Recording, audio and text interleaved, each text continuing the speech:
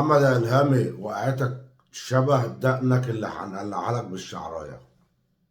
نجاح الثورة هو نزول الاحتلال. علامة نجاح الثورة في أي مكان في بلداننا هو نزول الاحتلال. وأتذكر سقط النظام السيسي، إسرائيل ستجتاح سيناء. وهل سيكون هذا سيئا أم جيدا؟ في المدى القصير القريب سيء في المدى القصير، لكن في المدى البعيد جيد. المدى القصير، انت عارف دقنك ديت يا محمد إلهامي احنا هنقلعها لك بالشعراية. هو ايه اللي احتلال اسرائيل لسيناء على المدى البعيد هيبقى كويس وبتاع ومش عارف؟ انت جاي من هنا إلهامي، مين اللي بعتك؟ انت جاي من انهي مصيبة يا إلهامي، ولا انت تابع مين يا إلهامي؟ جرايه محمد إلهامي، سنة ايه واحتلال ايه وكلام فاضي ايه، ومين اللي بعتك وانت تبع مين ده انت دقنك ده هنقلعها لك. وانا بحذرك يا مستر نتنياهو من شاب مصري، من اصحاب الارض، من اصحاب سينا. ما تفكرش تهين نفسك وتهين جنودك وتهين معداتك، علشان سينا خط نار مش خط احمر، خط نار. اذا كنت انت جايب السيسي انت وامريكا حاطينه على الكرسي علشان تمهدوا الحاجات قدام، فانت اعرف وفوق ان انت تعبك مع السيسي على الفاضي. لان انت هنا بتتعامل مع 120 مليون جندي مصري. علشان تبقى عارف، ترجم بقى الفيديو بمزاجك زي ما تترجمه، انت بتترجم كل حاجة.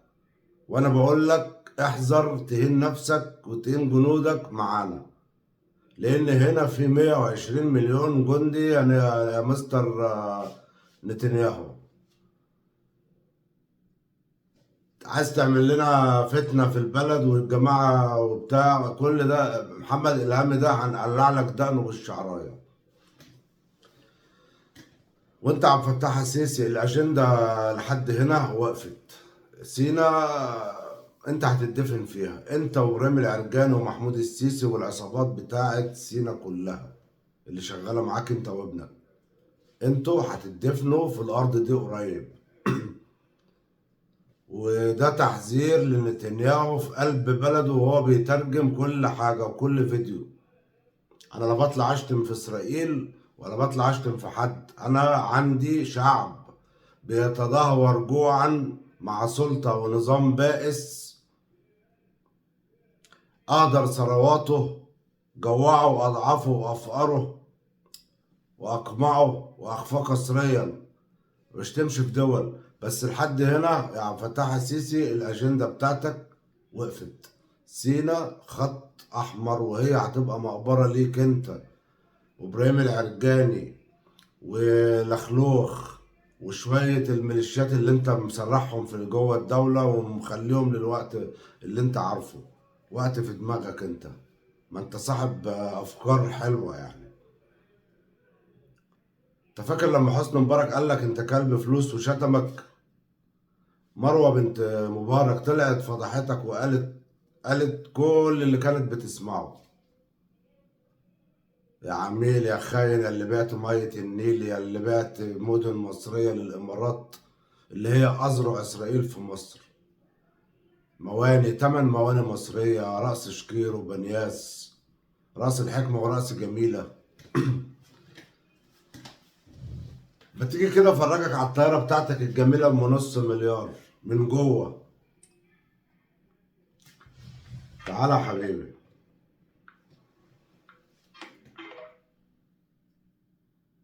بص الطيارة.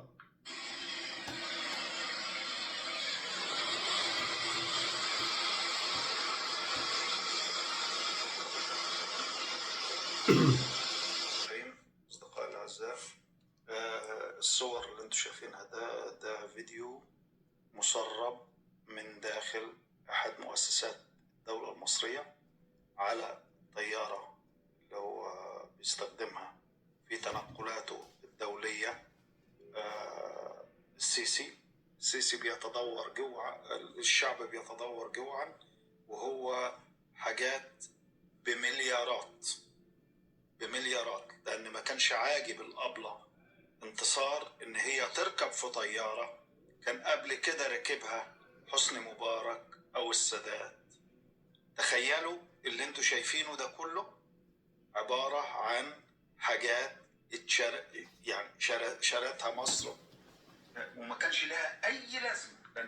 الطيارة ديت تمنها مصريين يلي بتجوعوا وتتقشفوا من أجل السيسي، من أجل مؤخرة السيسي. الطيارة دي تمنها $500,000,000، وطارت من المكان اللي اشتراها منه من كوريا، سافرت على ألمانيا. الساعة بتاعتها طيران $100,000 تكلفة. نزلت اتعمل لها بوهية، ضربت بوهية واتظبطت $200,000، شوية بوهية، يعني حوالي 30-40 مليون جنيه مصري بوهية. وبتعمل صيانة وهي واقفة كل يوم، صيانة يوميا بتخش في 20-30 ألف دولار، يعني ملايين الجنيهات صيانة وهي واقفة مكانها. عشان مين؟ عشان مؤخرة السيسي.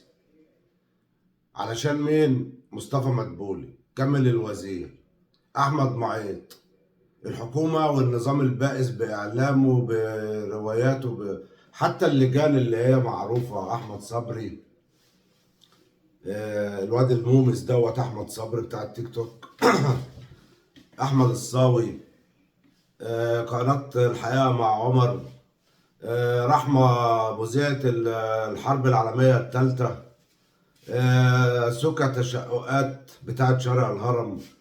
أنا عايز أقول لكم يا لجان إلكترونية، من غير ما بشتمكم ولا أي حاجة، أنا عايز أقول لكم إن أنتوا بتدافعوا عن نظام هيسقط قريب، وبعد سقوطه أنتوا هتتحاسبوا على إيه؟ على خيانة عظمى. إزاي؟ أنتوا كنتوا بتشتغلوا معاونين لنظام باع البلد وسلمها يدويا، باع مية النيل، باع رأس الحكمة، رأس جميلة، بنياس، رأس شكير، 8 موانئ مصرية بعائد 15% لمدة 50 سنة. 15% ياخدوها الحكومة يصرفوها على الحراسات اللي بتحرسهم.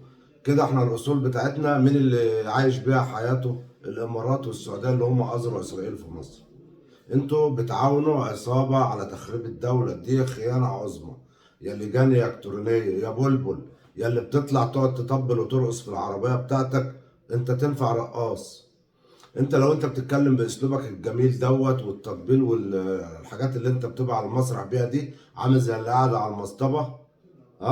لو انت بتتكلم عن الغلابة اللي اتدفنوا واتخذ عزاهم في مصر، الناس اللي بيتم تجويعها وافقارها وتهجيرها من بيوتها، الناس اللي بتقمع وبتقهر وبتختفي قسريا، هنحترمك وهنقول عليك راجل محترم وكل حاجة. انما انت تطلع طبال ورقاص وهق وكركر وعايز فرح ب100 لمبة، كل الشغل ده يا باشا هتيجي من قفاك، لانك بتدعم نظام باع البلد.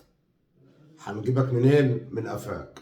تطلع بقى ترقص، تطلع تعمل، وبعدين انت قاعد في عربية حقها يمكن 200,000 جنيه ولا حاجة، زي سكة التشققات قاعدة في عربية حقها 200-300 ألف جنيه، وحتى مونيكير وباديكير واستشوار وكاني شوية التكلفة بتوع الاستشوار وشوية البترول بتاع العربية دول يفتحوا بيوت كتير قوي من الناس الغلابة. تقعدوا بقى تمدحوا وتطبلوا وتبخروا لناس بتبيع في البلد وبتجوع الشعب وعايزيننا نسيبكم، دي حاجة تنسوها وتشيلوها من دماغكم خالص. هتيجوا من شعركم، وبلبل ما عندوش شعر هنجيبه من قفاه. تعالوا يا خونة يا اللي بتعاونوا نظام بائس، تعالوا حاسبوا على المشاريب انتوا ونصيبكم. اتحكمتوا محاكمة شعبية، الله أعلم، هو الشعب معبي منكم كتير، لما تقعوا مش هيلحق يوديكم محكمة. تخيلوا 120 مليون بني آدم مستنيين السيسي هيسقط، هيجيبوكم من بيتكم ازاي؟ تخيلوا الموقف.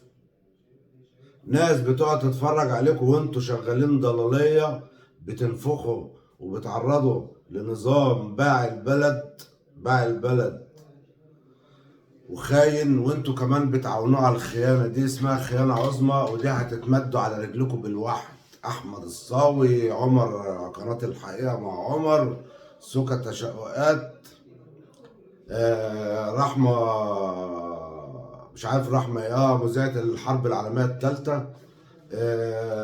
أشرف السعد حبيب قلبي، صاحب المليار جنيه المسروقين من دم المصريين أيام نظام مبارك، وسافر بهم بره ورجع أيام السيسي يطبل ويعرس، وهو راجل كبير وناقص. وأنت كمان يا أشرف السعد لو ربنا ادانا واداك طولة العمر، ما أنت رجل بره ورجل جوه، مش خايف من ربنا. التعريس في دمك مش عاوز تسيبه. كلكم هتيجوا من قفاكم وهتتمدوا على رجليكم، لان في دولة متباعة للخليج وللسعودية، وهم أزرع اسرائيل داخل الدولة. كلكم هتتمدوا على رجليكم. السيسي قال كله هيتحاسب، وانا بقول لك كله لازم يتحاسب يا عبد الفتاح يا سيسي، وانت اول واحد لازم تتحاسب. انت عارف انت عملت ايه في البلد، وعارف انت بعت ايه وخربت ايه وبتعمل ايه. كله هيتحاسب زي ما انت قلت. احمد يا صاوي، يا عمر، يا احمد يا صبري، يا سوكا تشققات، يا رحمة، يا اشرف يا سعد، ده تنبيه. خلي بالكوا انتوا بتعاونوا عصابة باعت البلد، بتعاونوا عصابة سارقة فلوس المصريين وعاملين بهم استثمارات لحساباتهم بره، حسابات سرية بره، وبتعاونوهم. اصحوا فوقوا، انتوا بتعملوا مصيبة كبيرة. دي دولة مش اي دولة، دي مصر. ده تحذير وتنبيه، اللهم بلغنا، لانها جاية قريب قوي. شفت الطيارة بتاعت السيسي ام نص مليار دولار؟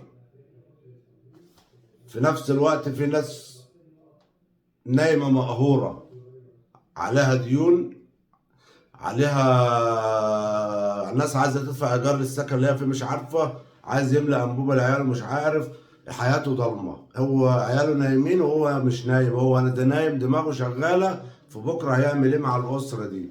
في نفس الوقت السيسي عامل الحوض بتاع الحمام مطلب مية الذهب، عامله ذهب والحنفيات ذهب. تهريب آثار وتجارة آثار، وانت بيبيع ويشتري فين آثاراتنا وثرواتنا ودنيتنا. اللجان الإلكترونية خلي بالكم، والله العظيم والله العظيم جمهورية مصر العربية شعبها ما هيحلكم، أقسم بالله إحنا ما هنحلكم. أنتوا بتعاونوا عصابة باعت البلد. خليكم طبلوا وارقصوا واعملوا غوازي، بس هتتمدوا على رجليكم، وبإذن الله قريبة أوي، بإذن الله قريبة أوي. وأنت يا محمد يا إلهامي، أنت دقنك هنقلعلك بالشعرايه. مفيش حاجه اسمها لما اسرائيل تحتل سينا هيبقى على المدى البعيد كويس. كويس ديت لامك. انت ممنوع من دخول البلد دي مدى حياتك، بعد ما محاكمه السيسي ونظامه البائس انت ممنوع من دخول البلد ديت. وانت نتنياهو، انا بحذرك، احنا كمصريين ملناش دعوه بعبد الفتاح السيسي. اتفاقاته السريه اللي احنا مش عارفينها ملناش دعوه بيها، كل اتفاقاته باطله وملغيه.